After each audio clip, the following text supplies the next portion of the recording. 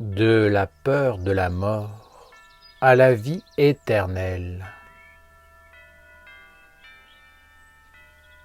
Si l'homme cherche le monde divin, c'est parce qu'il a une âme et qu'elle éprouve le besoin de retrouver sa vraie patrie, sa famille, ce qui lui correspond.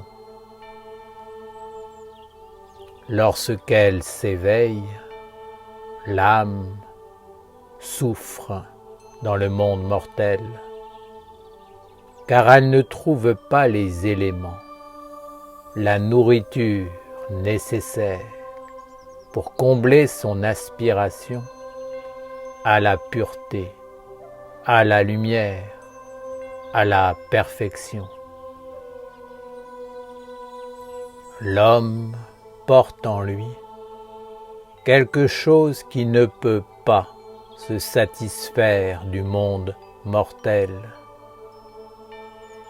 C'est cet élément qui sans cesse le pousse en avant, le force à chercher autre chose.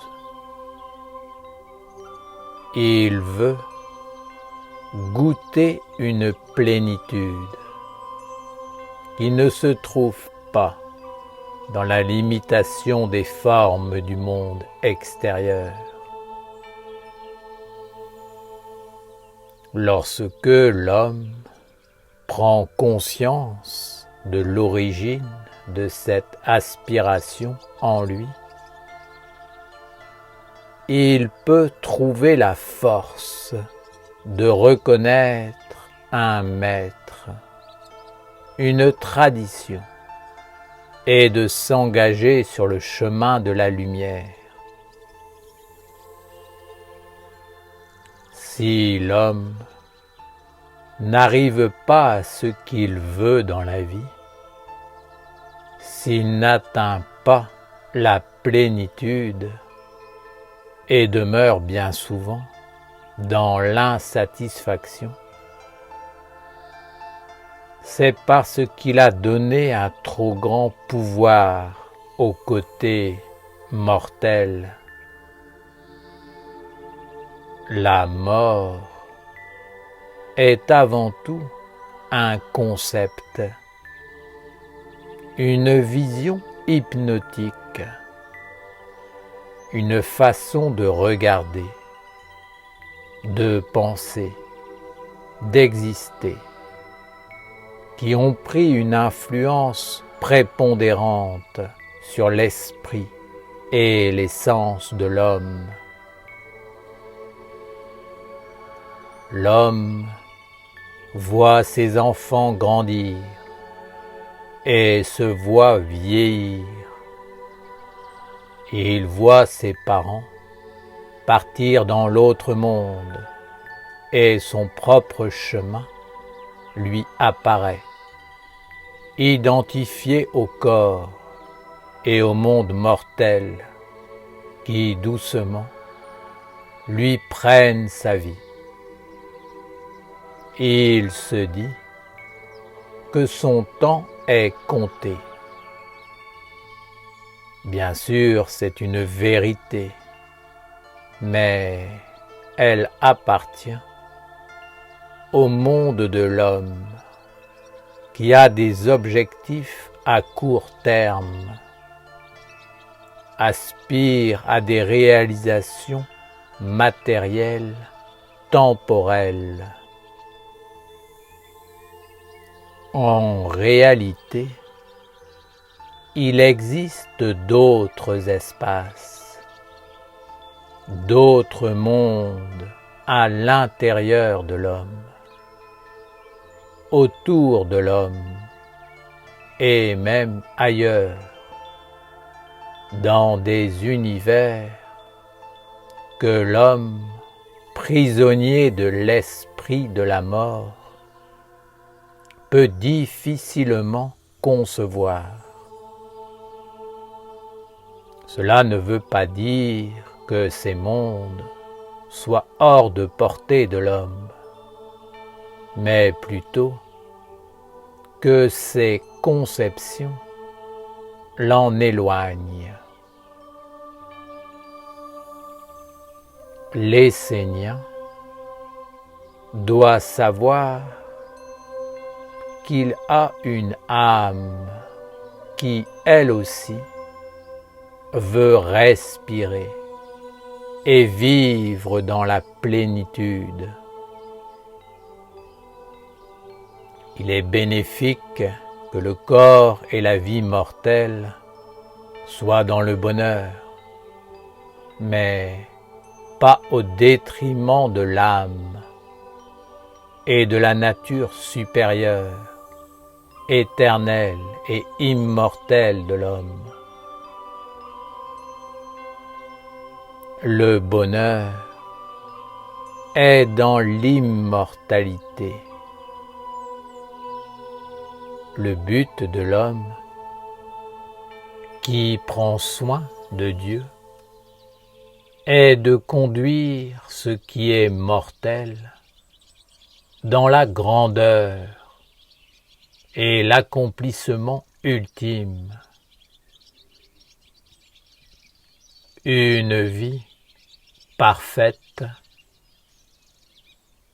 est semblable à une journée parfaite.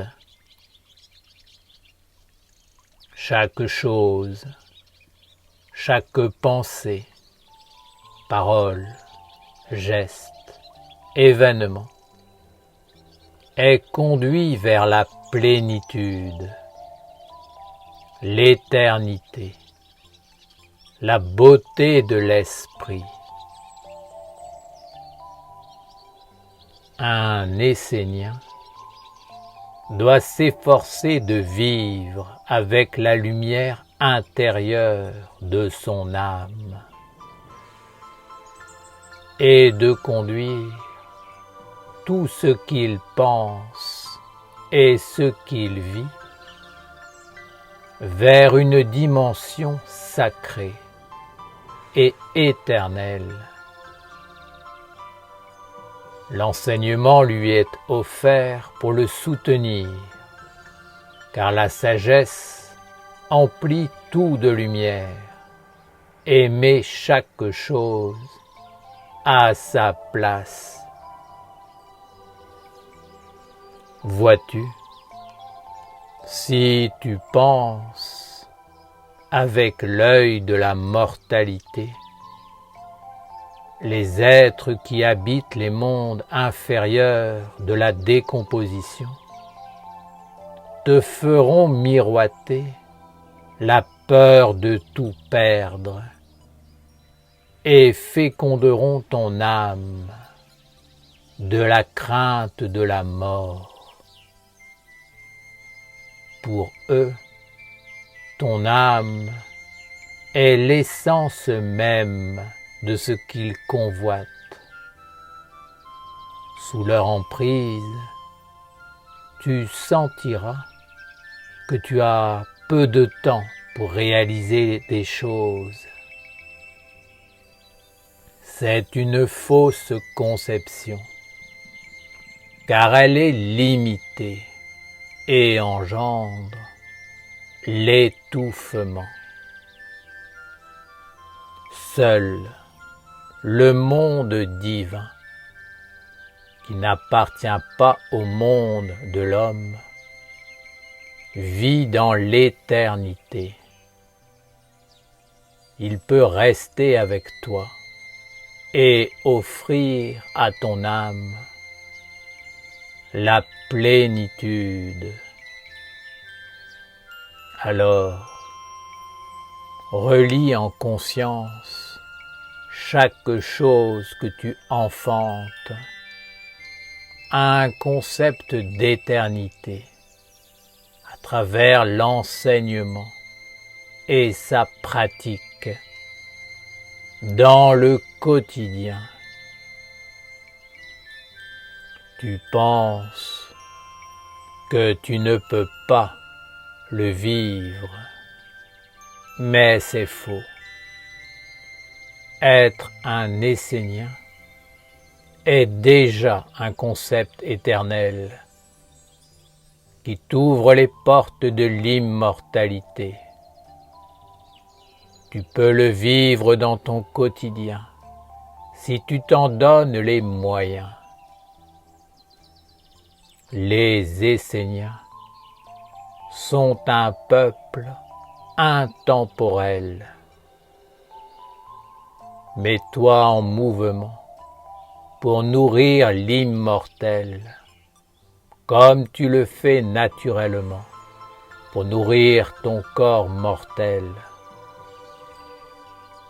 Alors, non seulement tu vivras l'enseignement essénien dans ton quotidien, mais en plus, tu le vivras après la mort de ton corps physique.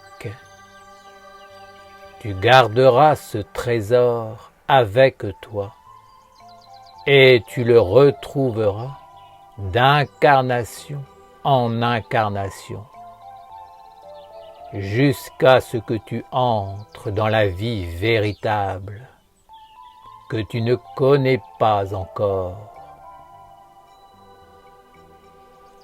Sache que ton œuvre dans la sagesse ne s'arrêtera pas, parce que tu auras mis la force, tu auras conçu, créé, engendré ta pensée et ta volonté dans le monde de l'éternité, associé à un monde parfait, sans commencement ni fin. C'est l'un des secrets de l'école essénienne.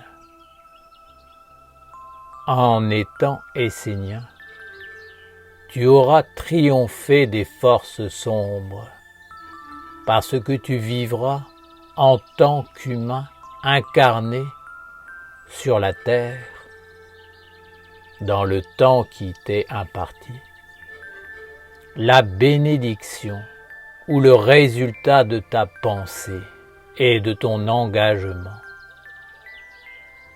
De plus, tu le vivras après la mort du corps et le garderas au-delà, jusqu'à ce que tu parviennes au but ultime. Ne sois pas un homme de conception mortelle. Sois un homme qui pense, qui sent, qui veut, en association avec un souffle d'éternité, qui construit un corps d'immortalité dans la lumière et pour la victoire de la parole du Père en tous les mondes et univers.